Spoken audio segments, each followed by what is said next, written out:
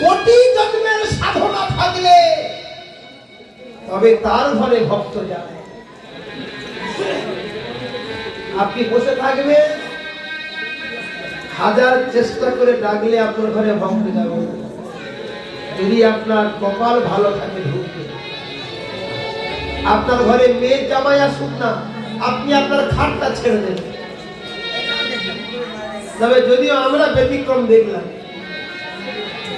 কত বাড়ি যায় কীর্তন করতে, গোয়াল ঘরে শুতে দেয়। কত বাড়ি যায় ছাগল ঘরে শুতে দেয়। কত বাড়িতে যায় গোডাউন পরিষ্কার করে ফেলে দেয়। কিন্তু দিনার দিয়ে এসেছি আমরা, আমার ঠাকুর বাড়ির খাট ছেড়ে দিয়েছি। এক দিদির বাড়ি গেছি, তারাও খাটে বসিয়ে চা খাওয়া পাই না সব জায়গা, কিন্তু বলতে পারি না। জামাই এলে খাট ছেড়ে দেবে, বাবা তুমি খাটে বসো। পৃথিবীর মধ্যে বিশ্বের সর্বশ্রেষ্ঠ ভাইরাস হলো মেয়ের জামাই। ও একটা এমন ভাইরাস, যত্ন না করলে মেয়ে ধরে বার করে দেবে। কিন্তু আপনার বাড়িতে সকালবেলা যদি একটা কৃষ্ণ ভক্ত এসে বলেন, মা আমার গোপাল সেবার জন্য এসেছি, কি চাই? গোপাল সেবার জন্য। এই নাও, এই নাও। সামনে থেকে 5 টাকা দিয়ে বিদায় করে ভিতরে ঢুকতে দিই না। ভাবি ওটা ভাইরাস। কিন্তু আপনারা কি জানেন, কত জন্মের সৌভাগ্যের ফলে আপনার ঘরে গোপালকে ঢুকেছে। আপনি জামাইকে খাওয়াচ্ছেন, মেয়ের জামাইকে, আত্মীয় স্বজনকে খাওয়াচ্ছেন, টাকা পয়সা দিচ্ছেন। এগুলো খরচের খাতায় লেখা থাকবে, এগুলো কিচ্ছু থাকবে না। কিন্তু গোবিন্দ সেবার জন্য 5 টাকা দিলে ওটা গোবিন্দের খাতায় চিরদিন লেখা থাকবে। কারণ গোবিন্দের দিলে হয় আয়, আর সংসারে যা দেবেন সব দেয়।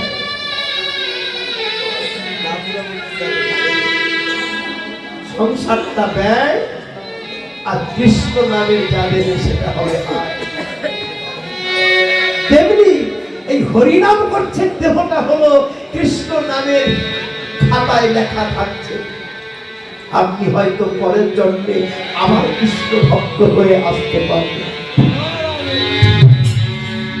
আর এসে যদি কাপড়, এসে যদি ছাগল কুকুরের মতো ব্যবহার করি, ওই ছাগল কুকুর জন্ম হবে। গীতায় পরিষ্কার লেখা, গীতায় পরিষ্কার লেখা আছে, জং জং শরণাগতি তেজ্জে বন্তে কলেবরম। মৃত্যু সময় যা যা চিন্তা করে মরবেন, পরজন্মে পৃথিবীতে সেই রূপ ধারণ করে আসবে। সাবধান। তাই একটাই চিন্তা, যা কিছু করি না কেন গোবিন্দের নাম ছাড়া মুখে যেন অন্য কিছু না আসে। ভক্ত এলে সম্মান দিন, ভক্তকে বসার জায়গা দিন। ভক্ত উঁচুতে বসুন, আপনি ভক্তের চরণে বসে আকুলতা ব্যাকুলতা বলে হা কৃষ্ণ বলে নাম চরণ সেবা করবেন। কারণ স্বয়ং ভগবান ভক্তকে চেয়ারে বসায়, তার আসনে বসায়, আর ভক্তের চরণের নিচে ভগবান কৃতদাসের মতো বসে।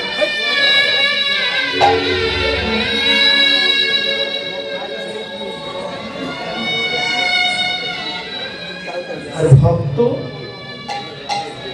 জীবনের সবকিছু বিনিময় গোবিন্দকে ভালোবাসে। জানেন,